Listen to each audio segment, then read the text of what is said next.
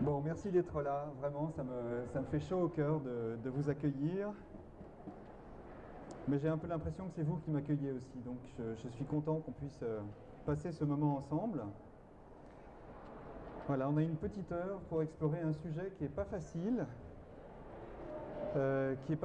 pour les uns et les autres, mais qui est pas facile non plus dans l'absolu. Donc je vais essayer de faire au mieux, et puis on prendra un petit temps à la fin pour des questions ou si vous avez des besoins de clarifier certains points, je serai heureux de vous répondre à vos questions. Alors, comment ça va se passer? Vous avez tout là, en fait. Donc, vous lisez ça, puis si vous en savez assez, vous pouvez y aller. Et si vous avez envie d'en savoir un peu plus, vous pouvez rester. Mais on va explorer effectivement le thème des émotions difficiles. C'est pas comment dire, c'est un sujet sur lequel la pleine conscience, la méditation de pleine conscience peut véritablement nous aider. Et ce que je vais essayer de faire, c'est d'abord, dans un premier temps, de vous décrire ce que sont les émotions, ce que c'est qu'une émotion, comment ça se passe aussi dans notre cerveau quand il y a une émotion. Et c'est important d'avoir cette connaissance-là, même si elle ne sera pas très scientifique et académique, parce qu'on n'a pas beaucoup de temps, mais ça sera important parce que on a besoin en fait d'avoir aussi d'avoir des points de repère, d'avoir quelques informations qui structurent un petit peu notre façon de voir. Et puis, dans un deuxième temps, on explorera en fait 5 possibilités, 5 clés que j'ai pu mettre moi en évidence dans mon expérience de méditant. Ça fait une vingtaine d'années que je pratique la méditation, mais aussi qui sont largement documentées aussi dans la littérature scientifique. Donc, scientifique, vous inquiétez pas, hein, ça va être assez simple. Enfin, en tout cas, j'espère que ça sera assez simple. Alors, peut-être pour démarrer, ça c'est moi. C'est moi quand je ne vis pas une émotion difficile. C'est moi quand je m'assois sur mon coussin le matin, le soir, ou quand j'anime un groupe, ce que je fais depuis 2014. C'est moi quand ça va. Voilà. Alors je ne vous montrerai pas comment c'est quand ça ne va pas. je, vous laisse vous référer à votre propre expérience. Mais voilà, je m'appelle Stéphane No, je suis instructeur de méditation de pleine conscience depuis 2014. J'ai décidé en fait de partager ma pratique de la méditation à Lille depuis 2014 parce qu'à un moment, je me suis rendu compte d'une part que la méditation avait sauvé la vie à plusieurs reprises et d'autre part, je trouvais que c'était important que cette pratique puisse être diffusée plus largement. En 2014 à Lille, quand on parlait de méditation, je me souviens des entreprises ou des groupes que j'essayais de constituer à cette époque-là, on me regardait un peu bizarrement en me demandant si j'allais pas manger des fleurs ou si j'étais pas sous l'emprise de champignons hallucinogènes. Mais il se trouve que la méditation de pleine conscience, c'est absolument pas ça. Ce n'est ni manger des fleurs, ni être sous l'emprise de drogue ou de substances illicites, mais c'est plutôt une pratique, un entraînement de l'esprit qui permet à chaque instant d'être plus présent à ce qui nous arrive. Moi, c'est ce que j'ai découvert dans ma pratique depuis 20 ans, et c'est ce que j'ai eu envie de transmettre, parce que je suis fondamentalement, convaincu qu'on peut tous contribuer à un monde qui est plus apaisé, plus bienveillant et plus uni. Il suffit en fait de regarder à un moment ou à un autre les informations sur BFM TV ou sur d'autres canaux ou sur Internet pour se rendre compte qu'en fait toutes les informations qu'on reçoit sont des informations qui tendent à nous séparer les uns des autres, qui tendent à créer des catégories de gens, les pour, les contre, les pros, les anti, etc. Et en fait, la vie et la nature n'est pas comme ça. Et notre esprit aime bien la dualité, d'aller dans un sens ou dans l'autre, et a du mal à choisir entre les deux. Mais la question, en fait, elle n'est pas de choisir entre les deux, elle est que la vérité se situe toujours entre les deux, quelque part. Voilà. Et que si on a perdu notre capacité à être présent, eh bien notre esprit ne sait plus où aller, si ce n'est dans un extrême ou dans un autre. Donc c'est en ça que je parle de monde solidaire. C'est un monde dans lequel on puisse être ensemble, on puisse vivre ensemble et on puisse aussi savoir vivre avec tout ce qui nous entoure, quelle que soit la nature de ce qui nous entoure. Et c'est mon engagement en fait, c'est ma mission de vie qui m'a été révélé à un moment de grande dépression à l'hôpital où je me suis dit mais en fait c'est ça que j'ai envie de vivre et c'est ça que j'ai envie de transmettre. Et c'est pourquoi je propose des pratiques et des stages, des programmes de méditation de pleine conscience, mais aussi des actions de coaching en entreprise et pour les particuliers. Alors, si on rentre un petit peu dans le sujet, une émotion, qu'est-ce que c'est? Si je vous pose la question, une émotion, c'est quoi? Qu'est-ce que vous auriez envie de répondre? Ressenti. Alors, oui. Un ressenti. Un ressenti. La joie, La joie, la tristesse. la tristesse. Un état d'être. Pardon? D'accord, ok. Une réaction à ce qui Un signal de notre corps. Une réaction à un stimuli extérieur, qu'il soit joyeux ou... Alors, une réaction à un stimulé extérieur qui soit joyeux ou autre. Ok. Bon. Bon, j'ai pas grand-chose à vous dire alors. Tout va bien. Vous avez tous raison. Si on regarde un petit peu ce que c'est qu'une émotion, en fait, le mot émotion vient du latin emovere, qui veut dire le mouvement, se mettre en mouvement. Et c'est intéressant parce que, en fait, quand on regarde cette définition-là, bien souvent, on a l'impression que nos émotions sont quelque chose qui vient nous contrarier, quelque chose qu'il ne faut pas vivre, quelque chose qu'on n'a peut-être même pas le droit de vivre. Or, c'est juste le mouvement de la vie, l'émotion. D'abord, elle nous protège, et puis ensuite, elle nous aide à être vivants, à nous sentir vivants. Et enfin, elle nous aide à nous relier, que on a une vision un peu déformée de ce que pourrait être une émotion. Ça, c'est le café qui tourne, hein, c'est pour après. Et qu'en fait, on pourrait vraiment la considérer comme une mécanique d'adaptation. Donc, c'est ce qui nous permet, l'émotion, c'est ce qui nous permet de nous adapter à ce qui se passe, à ce qui nous stimule. Et on pourrait avoir en fait 4 étapes pour regarder ça. La première, c'est d'évaluer la situation. Par exemple, une personne arrive avec un regard menaçant. Eh bien, j'évalue en fait que quelqu'un arrive avec un regard menaçant.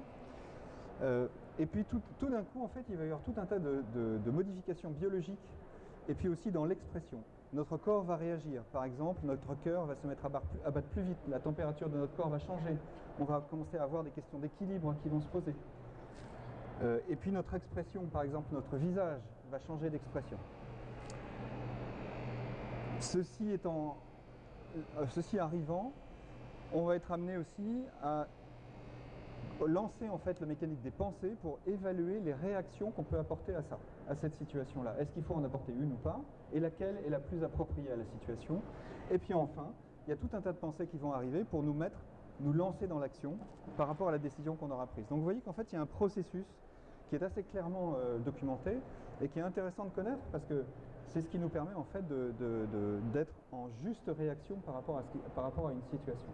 Et ce qu'on voit, c'est quand on est en situation de stress, et bien souvent, en fait, ce processus, on passe directement de la stimulation extérieure à la pensée qui nous fait agir et on loupe en fait toutes les autres étapes qui nous permettent pourtant de discerner ce qui est juste dans la situation qui est en train de se présenter. Ce qui est intéressant aussi, c'est qu'il y a 2 types d'émotions. Il y a les émotions de base et les émotions secondaires. Pour faire très court, les émotions de base sont les émotions universelles à l'être humain. Donc c'est des émotions qui sont partagées par n'importe quel être humain, partout sur la planète, quelle que soit son origine, sa race, sa culture. Et donc c'est souvent des émotions comme, comme la peur, la colère, le dégoût, la tristesse, la surprise.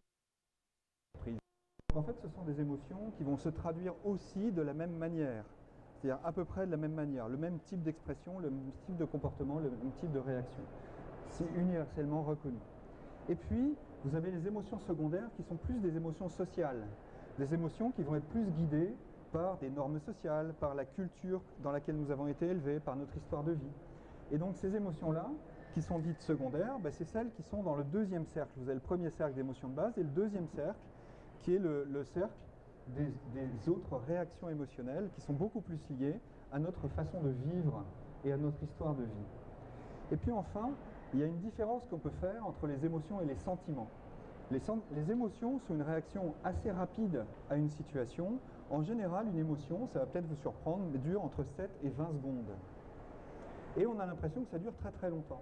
Et pourquoi on a l'impression que ça dure longtemps? C'est parce que quand une émotion survient, la plupart du temps, on met des pensées dessus et on commence à cristalliser l'émotion, ce qui fait que du coup, on a du mal à s'en débarrasser. Et on rentre dans des sentiments, comme par exemple, au niveau de la peur, le sentiment d'être inadéquate par rapport aux situations, en passant par le fait d'être rejeté. Donc il y a une mécanique des émotions qui est là et qui est une mécanique qui associe très fortement le corps et l'esprit et qui transforme souvent l'émotion en quelque chose qui dure. Et bien souvent, ce qui dure, ce ne sont pas les émotions les plus agréables, ce sont les émotions les plus désagréables. Et enfin, pour terminer sur ce chapitre-là, la biologie de l'émotion est intéressante à regarder. Donc très rapidement, vous pouvez voir sur ce schéma qu'en fonction des différentes émotions, notre corps active des réactions différentes. Et ça, c'est intéressant comme signal, comme indicateur, parce que quand vous sentez qu'il y a une émotion qui est là, eh bien, vous pouvez facilement, et ça, la pleine conscience nous aide beaucoup, vous arrêter avec et essayer de repérer où est-ce qu'elle se loge, où est-ce qu'elle est, cette émotion-là, et de voir un petit peu sa couleur, vous voyez, d'une certaine manière. Et donc, vous voyez ici, par exemple, que l'intensité de la joie amène beaucoup d'intensité énergétique au niveau de la tête, au niveau de la poitrine. Par contre, l'intensité de la tristesse amène quelques réactions douloureuses au niveau de la poitrine, et puis c'est relativement neutre dans le bas du ventre, et c'est plutôt froid dans les jambes. Donc c'est assez intéressant d'avoir observé ça, parce que c'est un travail de très longue haleine, qui nous permet de reconnaître que chaque émotion a sa propre réaction dans notre corps. Et donc, qu'il est important de prendre soin de l'émotion dans ce cadre-là, c'est-à-dire de s'arrêter avec et de commencer à regarder quelle est notre réaction physiologique à ce qui est en train de se passer. C'est un excellent indicateur pour nous amener à reconnaître ce qui est en train de se passer en termes d'émotion.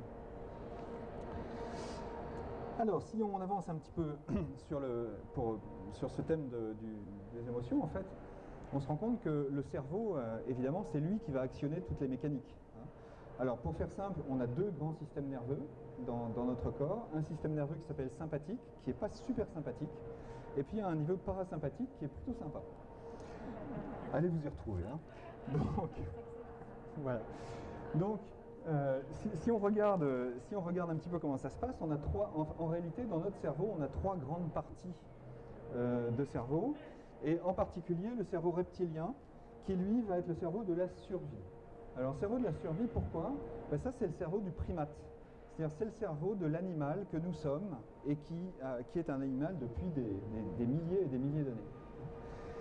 Et donc, ce cerveau s'actionne, le cerveau reptilien s'actionne quand il y a une menace vitale.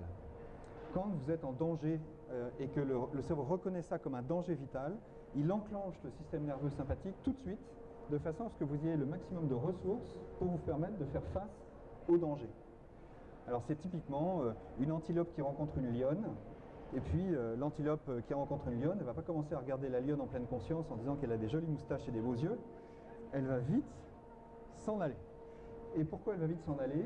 Parce qu'elle va trouver l'énergie en fait dans l'adrénaline qui va être générée directement par le système nerveux actionné par le cerveau reptilien.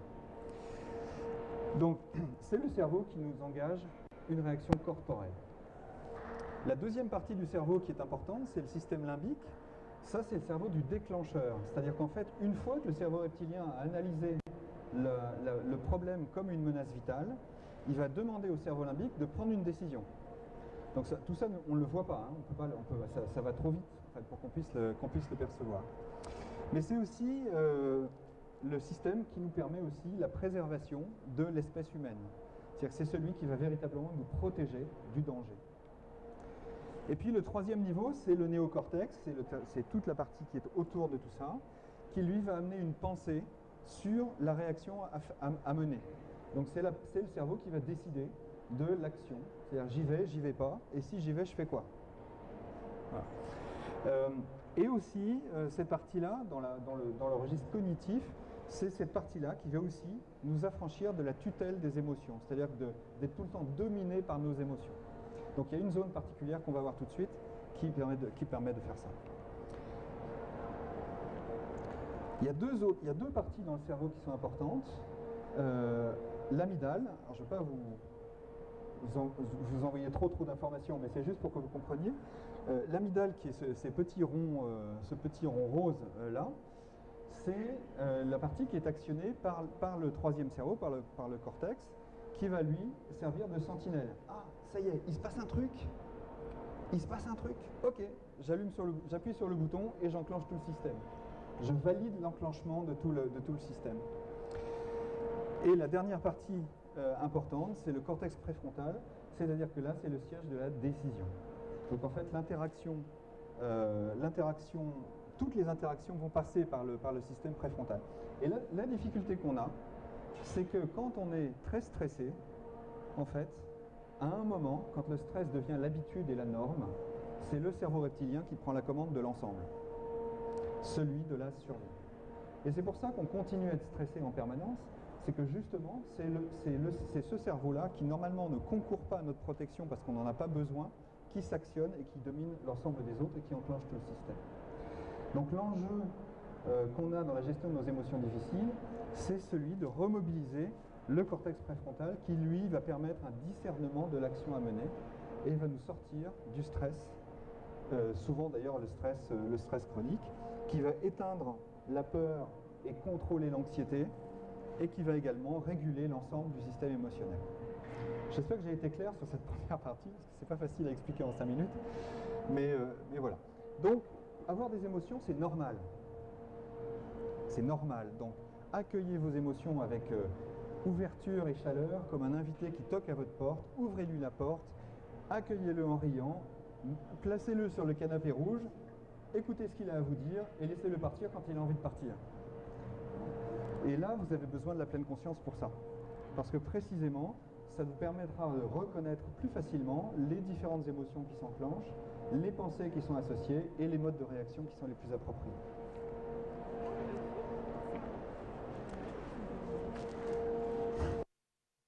Bien. Alors maintenant, justement, on parle de méditation de pleine conscience. Mais de quoi on parle? Alors certains d'entre vous ont peut-être déjà suivi des ateliers, des stages de méditation de pleine conscience, donc vous savez un peu de quoi on parle. Pour vous, comme rappel, et pour les autres, juste vous rappeler que la définition même de la pleine conscience, c'est de porter son attention de manière particulière à soi, de manière volontaire et sans jugement. Et ça, il y a plusieurs mots très importants en fait par rapport à ça. La première chose, c'est porter son attention à soi. Ça veut dire que c'est un acte, c'est une action que nous entreprenons pour commencer à regarder ce qui se passe dans la réalité de ce qui se passe.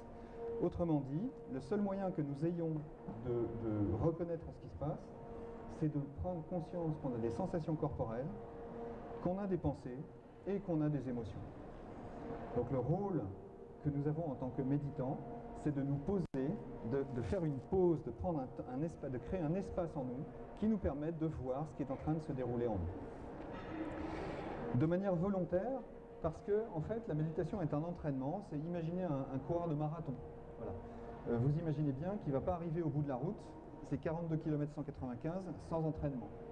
Et bien la méditation c'est pareil en fait, c'est-à-dire qu'on n'a pas à arriver quelque part, mais on est bien en train de muscler notre cerveau. Bien sûr, on peut aussi muscler notre corps, mais l'idée c'est quand même d'abord de muscler notre cerveau pour justement reconnaître plus facilement nos réactions émotionnelles, nos réactions de stress et ce qui nous entraîne dans les mêmes impasses à chaque jour de notre vie. À l'instant présent, j'en ai parlé, et sans jugement, et c'est là où on va pouvoir déverrouiller en fait la partie émotionnelle, c'est que dès l'instant où on porte un jugement sur ce qui est en train de se passer, on bloque l'accès à des ressources qui nous permettraient d'en sortir. En croyant que justement parce qu'on évalue la situation, eh ben on va être juste et on va pouvoir réagir. Et c'est exactement le contraire qui s'opère. Donc il y a des pièges dans lesquels on tombe régulièrement, et c'est normal, je ne suis pas en train de vous dire que ce n'est pas normal et que tous, vous devriez absolument revisiter votre façon de penser. Je ne suis pas en train de vous dire ça. Je suis juste en train de vous dire que c'est important de prendre conscience de toutes les mécaniques mentales qui s'opèrent au moment où les choses arrivent, de façon à pouvoir adopter la réponse la plus juste possible et de cesser d'être dans l'hyper-réactivité. Alors, maintenant, une fois qu'on a dit tout ça, on a pu voir que le cerveau est fond la caisse quand il y avait des émotions, qu'il y avait une mécanique qui était extrêmement bien huilée pour les vivre, et que nous avions des conditionnements qui nous empêchaient de voir la réalité telle qu'elle se présentait. Donc, on avait besoin de prendre des pauses, d'avoir des moments où on de l'extérieur vers l'intérieur de nous-mêmes et d'évaluer en fait quelle est la situation en nous, de façon à ce qu'on puisse mobiliser les bonnes ressources au moment où les choses se présentent. Alors, première clé, ce serait de voir tout le panorama. Alors, j'ai envie de vous proposer un petit truc là, un petit exercice rapide. Je vais vous proposer de tendre les bras vers l'avant, les deux bras vers l'avant. Les paumes se font face. Alors, je suis coincé avec le micro, mais les deux paumes se font face et elles sont écartées d'à peu près 1 cm, 2 cm. Vous les mettez devant les yeux et vous regardez avec un seul œil, qu'est-ce que vous voyez dans l'espace, dans cette direction-là. Et puis tout doucement, et c'est là où ça va devenir drôle, vous allez rester focalisé sur ce que vous voyez actuellement entre vos mains et vous allez commencer à écarter tout doucement les bras.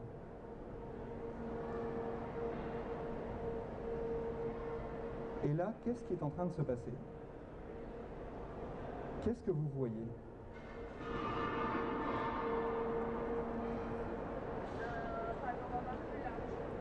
Comment? Un panorama.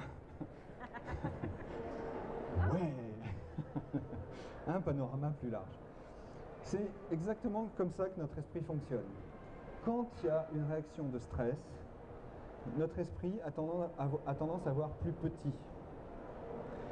Or, précisément quand nous avons besoin de faire face au stress, nous avons besoin de voir large. Et la difficulté, c'est que plus nous réagissons au stress, plus le panorama se rétrécit. Et c'est exactement comme ça. Voilà. La petite dame là, toute joyeuse, elle est là. J'aurais pu mettre une dame en colère, hein, mais bon. Mais imaginons l'émotion imaginez l'émotion qui vous va bien. Voilà, cette petite dame vous regarde, et qu'est-ce que vous voyez sur cette image? Il y a fort à parier que vous voyez essentiellement ses yeux. Mais si vous commencez à regarder et à écarter les bras, une attitude, donc vous pouvez repérer une attitude de joie, une attitude de contentement, quelque chose qui est plutôt souriant, et puis elle est quelque part que vous ne voyez pas très bien. Mais si vous écartez encore les bras, vous voyez que cette petite dame est dans une tour génoise du XIe siècle, au sommet d'une colline de Corse au bord de la mer. Et si vous écartez encore les bras, vous voyez que cette petite dame est dans un paysage absolument paradisiaque que vous n'aviez pas vu à la première image. Donc voir tout le panorama, pour voir tout le panorama, on a besoin de se poser.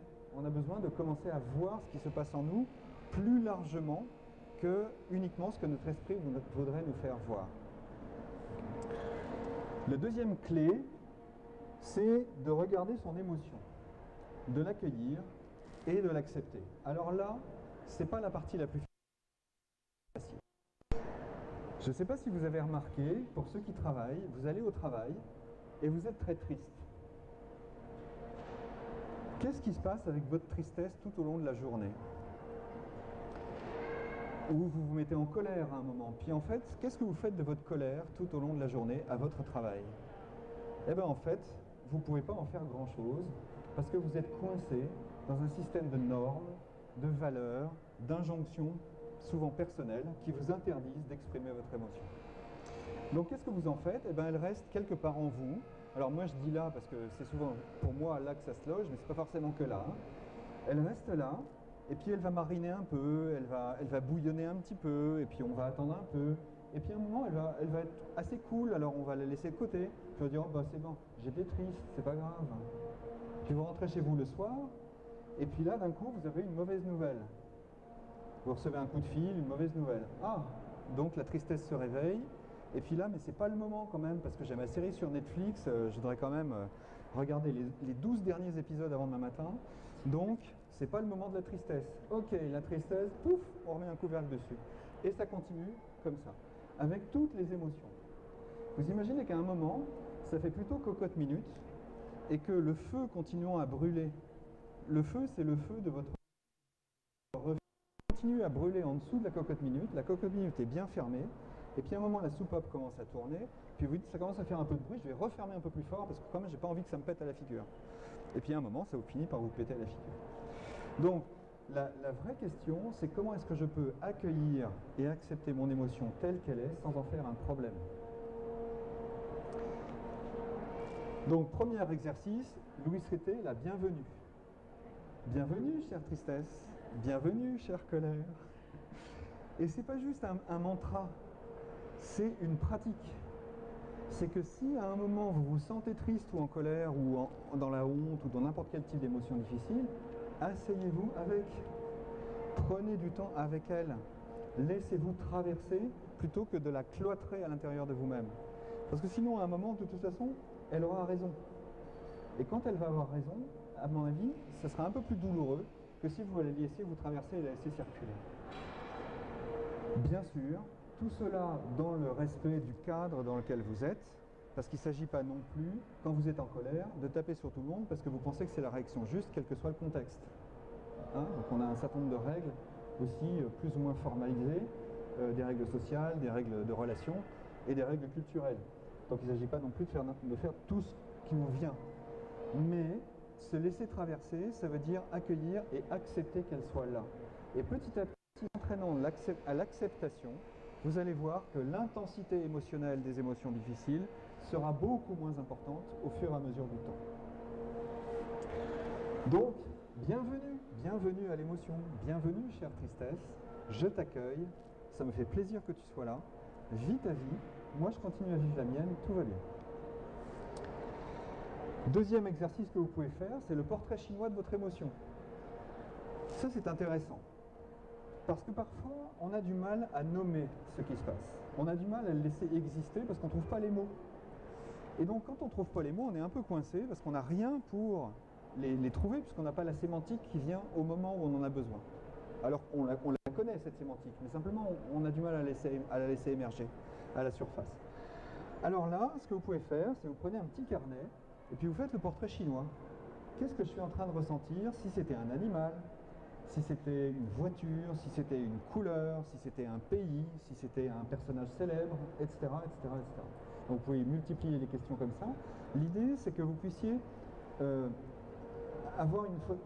une photographie un petit peu plus nette de ce qui est en train de se dérouler en vous et de nommer autrement que par les mots que vous n'avez pas quelque chose qui est en train de vous faire de vous mettre en réaction.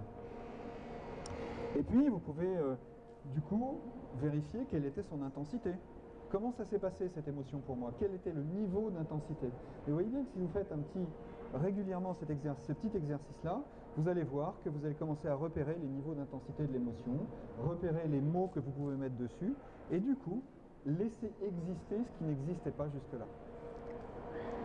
Et puis, si vous avez envie, vous pouvez aussi faire un petit dessin. Comment je dessinerais cette émotion? Ça serait quoi? Une bombe? Une flaque d'eau? Je ne sais pas, ce que vous voulez. Voilà, le portrait chinois de votre émotion.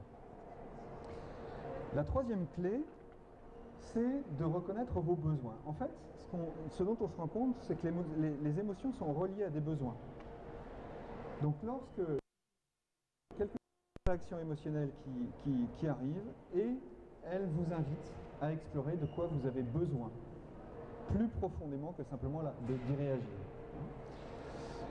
La difficulté là, c'est que c'est très difficile d'accéder à cette zone si vous n'avez pas commencé à regarder ce qui se passe. Donc regardez ce qui se passe, et puis ensuite accéder à vos besoins. De quoi ai-je besoin? À quoi ça me renvoie? Et c'est pas si facile que ça, parce que souvent, notre réactivité nous amène à répondre à ces besoins de manière négative. Je suis en stress, et je vais répondre aux besoins, par exemple, d'être reconnu dans mon stress, avec une très forte agressivité contre moi-même. Alors du coup, évidemment, vous remplissez ce besoin, mais de manière extrêmement négative.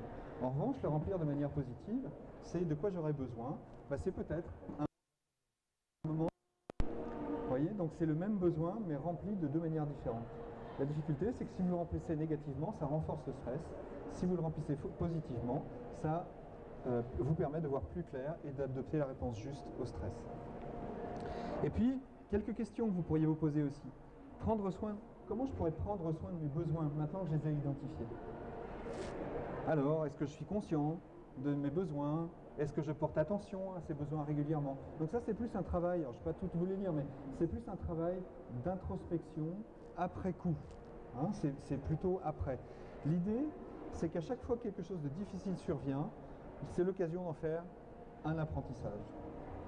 Plutôt que de refuser ce qui est en train de se dérouler, et du coup, de ne pas en faire un apprentissage, mais au contraire, une raison de tension supplémentaire. Quatrième clé, développer votre écologie intérieure. Alors ça, j'adore cette expression de l'écologie intérieure. Il y a beaucoup d'auteurs, mais en particulier un auteur que j'adore et que je vous recommande de lire, c'est Satish Kumar, qui a écrit l'écologie intérieure précisément, et qui nous décrit en fait combien la pratique de la méditation peut nous aider à cultiver la paix en nous à partir de la clairvoyance. Mais ça suppose une discipline. On ne peut pas juste se dire, ah bah tiens, j'ai un tableau électrique, et puis quand ça ne va pas, le fusible numéro 3, je le baisse, je coupe le courant, ah bah ça va mieux. Et puis après, je remets le courant, puis tout est réglé. Hein? On va laisser ça aux pratiques de développement personnel de base, qui ne sont pas forcément très utiles à moyen terme. Moi, ce qui m'intéresse en fait, et ce qui m'intéresse beaucoup dans la pleine conscience, c'est que je sens que j'incrémente petit à petit ma pratique, et du coup j'incrémente ma capacité à être en réponse avec ce qui se passe. Et ça vient beaucoup plus naturellement maintenant que ce n'était il y a 20 ans, évidemment. Donc la première chose que vous pourriez faire pour développer cette écologie intérieure, bah, c'est de pratiquer la méditation. Quelle surprise!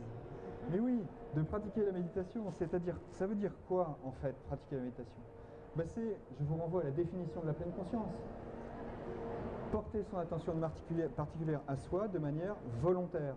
Ça veut dire de prendre du temps de manière volontaire pour vous. Donc de prendre du temps de manière volontaire pour vous. Et c'est tellement important, ces temps d'intériorité.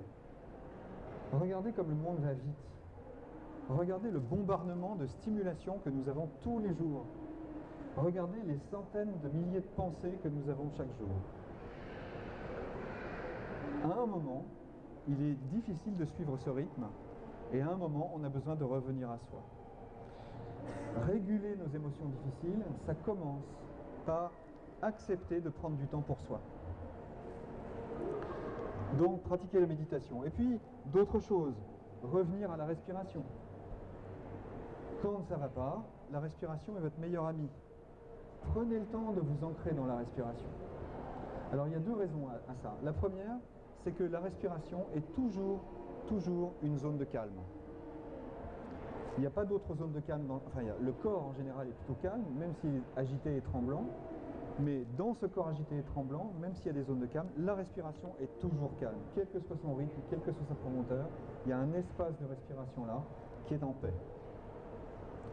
La deuxième raison, c'est que physiologiquement, le fait de centrer son attention sur la respiration active un nerf qui s'appelle le nerf vagal, qui est le nerf en lien avec le système parasympathique, qui est le nerf de l'apaisement. Et donc, il fait recirculer les énergies de manière plus harmonieuse quand on est stressé.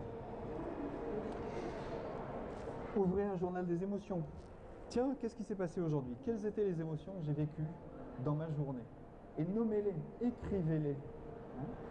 Moi, je crois beaucoup au pouvoir de nommer les choses, parce que nommer les choses, ça les fait exister.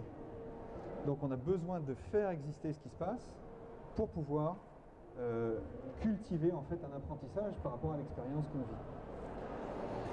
Pratiquer le yoga. Donc, les postures de yoga, en fait, sont des postures souvent énergétiques. Il n'y a pas qu'il y a des postures de détente, mais aussi des postures énergétiques. Donc, pratiquer la dynamique corporelle.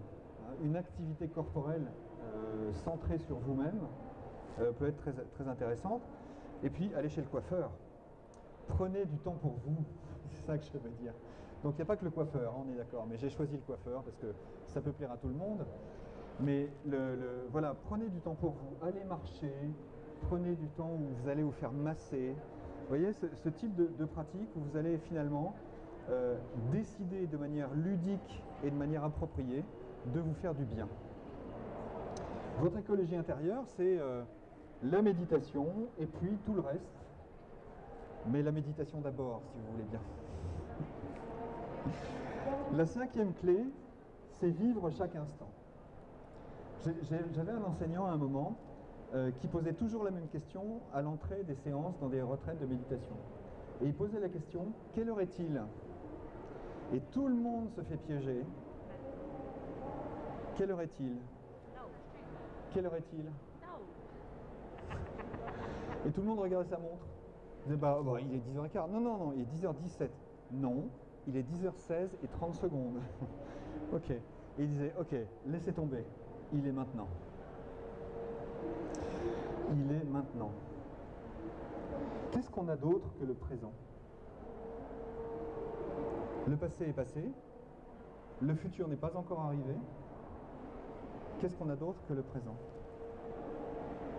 Essayez de respirer il y a 5 secondes. Essayez de respirer dans 10 minutes. Ça marche pas, hein? Non, non, ça marche pas. Voilà. Donc, la vie se déroule au présent. John Kabat-Zinn, qui a créé le programme MBSR, dit souvent, nous n'avons que des instants à vivre. Et j'adore cette phrase, en fait. À chaque fois qu'il y a un petit moment, un petit coup de mou, nous n'avons que des instants à vivre. Alors j'ai envie de vivre ça maintenant. Même si c'est désagréable, j'ai envie de le vivre maintenant parce que c'est maintenant que ça se passe. Et que si je l'écarte de mon chemin, bah, le moment d'après, il y a des chances que j'écarte de mon chemin ce qui se passe. Et puis le moment d'après aussi, et puis le moment d'après aussi. Thich Nhat Hanh, qui est un moine vietnamien bouddhiste, a une très belle histoire sur faire la vaisselle. Souvent, quand on dit faire la vaisselle, oh là là, oh là, faire la vaisselle, il faut encore que je m'y colle, quoi. C'est vraiment une corvée, quoi. Ok. Mais si tu fais pas la vaisselle en faisant la vaisselle, quand est-ce que tu boiras ton thé en buvant ton thé? À force de penser à la tasse de thé qui va se passer après la vaisselle, eh ben je ne profite pas de ce moment de la vaisselle et il y a des chances que quand je boirai mon thé, je penserai à ce que je vais faire après. Donc cette spirale de toujours être en avance d'un temps, en fait, est extrêmement souffrante pour nous. Parce que la réalité de la vie se passe au présent. Et comme on dit, c'est le présent du présent. Joyeux Noël. Alors comment faire? Bon, là c'est la minute de pub. Mais c'est aussi un peu plus sérieusement quand même quelque chose qui peut vous aider vraiment profondément. La première, c'est de pratiquer la pleine conscience en groupe. Alors peut-être certains d'entre vous pratiquent déjà la méditation d'une certaine manière, alors peut-être avec des CD, peut-être avec une application mobile genre Petit Bambou. Super, continuez, vraiment continuez.